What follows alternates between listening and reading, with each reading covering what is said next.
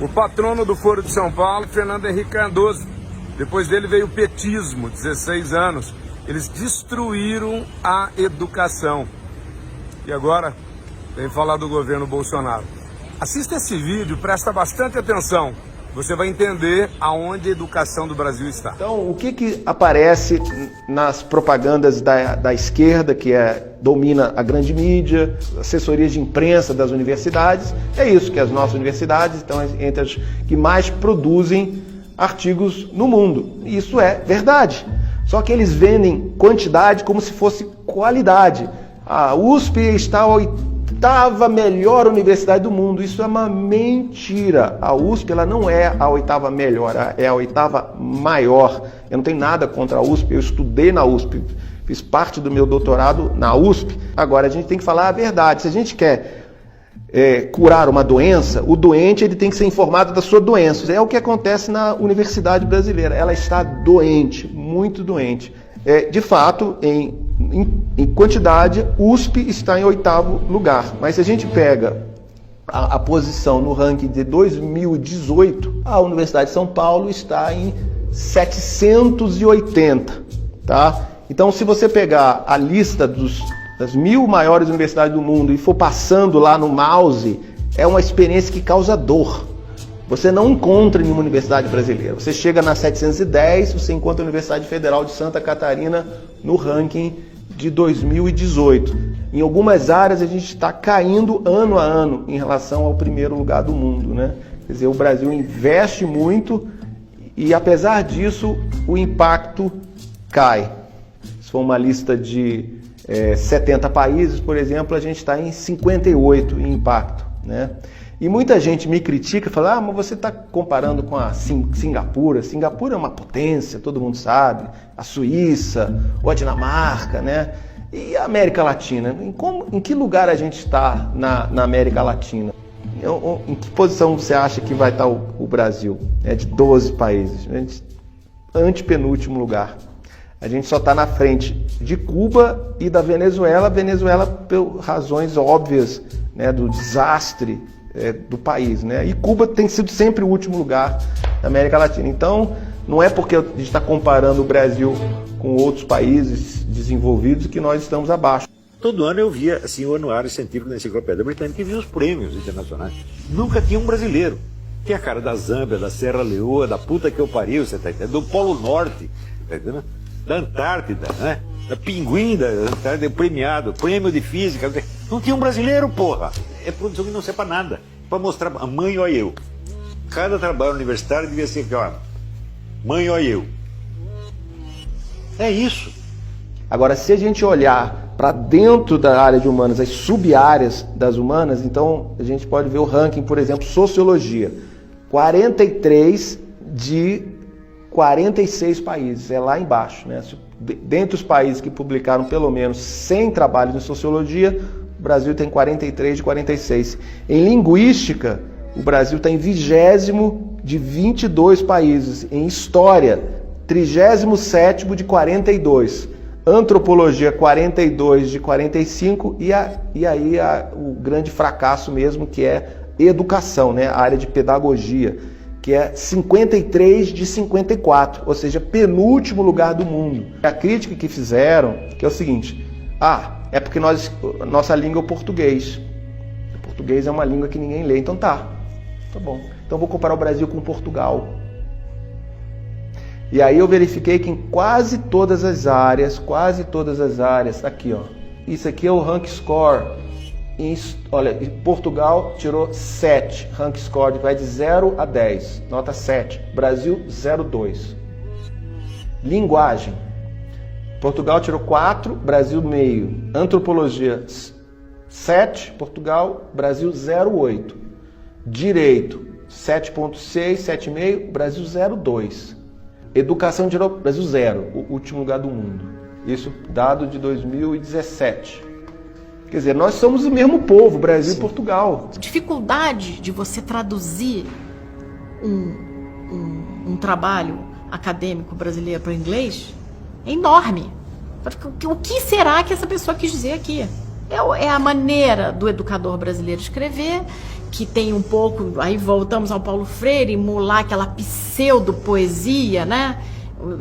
Quando você está escrevendo um texto que supostamente é para ser técnico. Analisando o impacto da produção brasileira, científica, verifiquei que países que investiam a mesma quantidade de dinheiro em pesquisa e desenvolvimento em relação ao PIB tinham produção muito maior que a nossa. E recentemente eu atualizei esses dados, né, fazendo uma análise de mais de 60 países, e a gente chegou num grupo de países, né, como por exemplo a Irlanda, novamente, a Estônia, que investe em torno de 1,2%, 1,3% do PIB em pesquisa e desenvolvimento e tem impacto muito maior que o Brasil. Agora, o que é problemático quando a gente vê países que investem muito menos, por exemplo, o Chile investe 0,35% do PIB em pesquisa e desenvolvimento.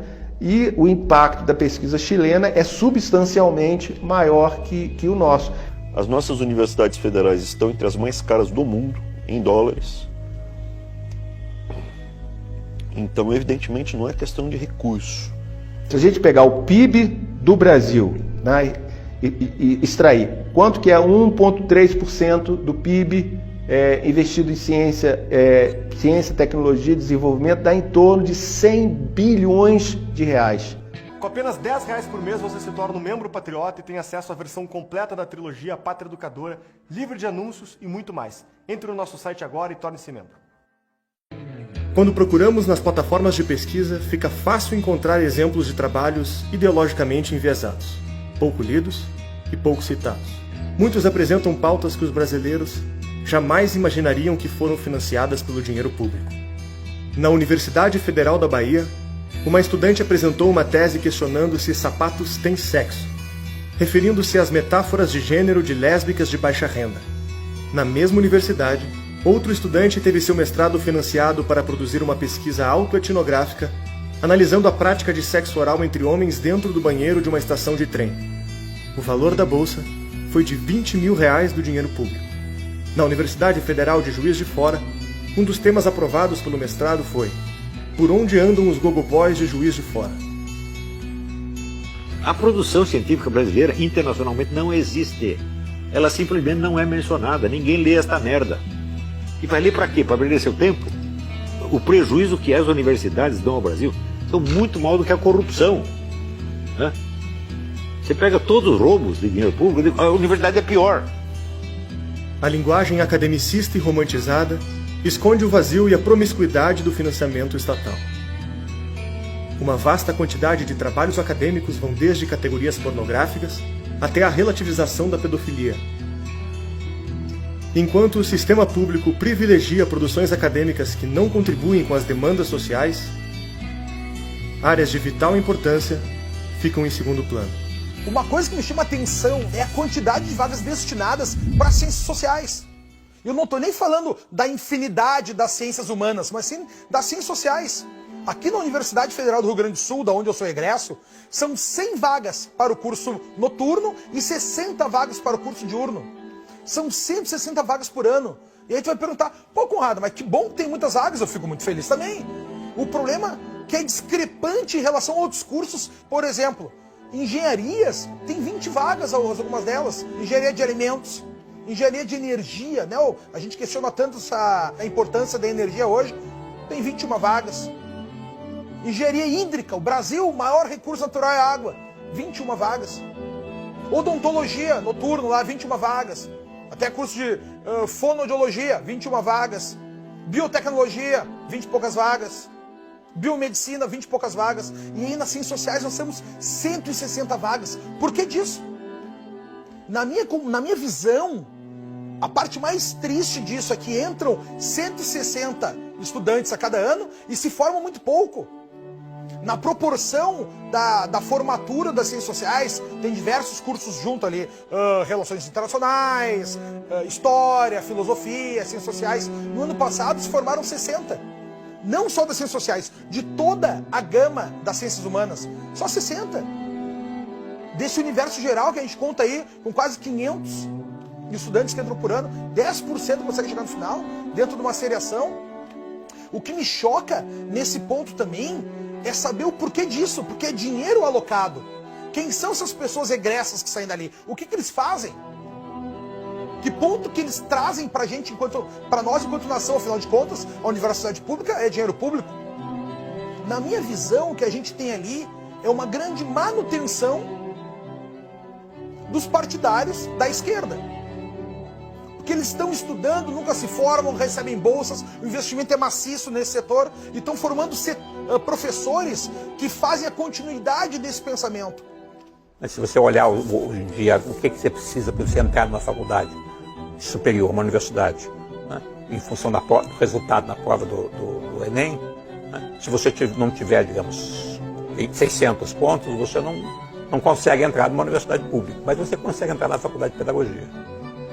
Então ela começou a recrutar um pessoal, né, que chega com um capital cultural muito limitado. O maior problema é que nós tivemos professores mal formados e estes professores eles não estão capacitados para nos levar a um novo salto intelectual, um novo salto de qualidade na formação de alunos. Normalmente esses cursos, eles têm um argumento, que é aquela nota final que tem que entrar, né, muito baixo. Por exemplo, as ciências sociais, a densidade do curso noturno é 1,60. Eu me pergunto, para aí, a cada 3 candidatos, 2 vão entrar? Não são nem 2 pessoas concorrendo por uma vaga. Para mim, tem muitos cursos, cara, que me parece que a pessoa está fazendo só para justificar para o pai que está estudando. Entre em nosso site e saiba como ter acesso às entrevistas e cursos exclusivos. A partir de R$10 você já pode se tornar um membro da Brasil Paralelo. Contamos com você. Você tem essas duas vertentes de política educacional. A de acesso, que é para gastar, e a de qualidade, que é para trabalhar. Né? Mas percebeu-se que dar mais diploma tinha ali um benefício político importante, né? Alta população jovem no país, muitos eleitores, muita gente, as famílias dessas pessoas, primeira geração. Então, o apelo político de você mandar as pessoas para a universidade é brutal. A gente viu no que deu. Então, quando você fala mais matrícula, você tem gasto com infraestrutura, inauguração de escola, aumento de matrícula, etc. Gasto com contratação, então os professores gostam, os sindicatos mais ainda. Né? Gasto com material, editoras, etc. Então você gasta mais e todo mundo fica feliz. Então abrir escola é algo altamente populista, né? Você pode abrir escola, dizer que está atendendo o direito à educação e não ensinar nada. E essa é a história do século XX no Brasil, do final do século XX, né? Depois da Segunda Guerra, quando a gente teve os movimentos pedindo por mais educação, o que o governo brasileiro, no seu conjunto, em todos os seus arranjos, deu para o brasileiro foi matrícula. Você abre um monte de campos, dá emprego vitalício com segurança para não sei quantos mil professores, né? Sem nenhuma cobrança de qualidade. E tem, por outro lado, um apelo que chega a ser pecuniário, porque quanto mais professor trabalhando em universidade federal, mais contribuição sindical você tem, mais contribuição para o partido você tem. A opção, obviamente, de um governo que tem como uma das principais bases políticas o sindicato docente, nunca vai optar pela política de qualidade. Isso é um dado.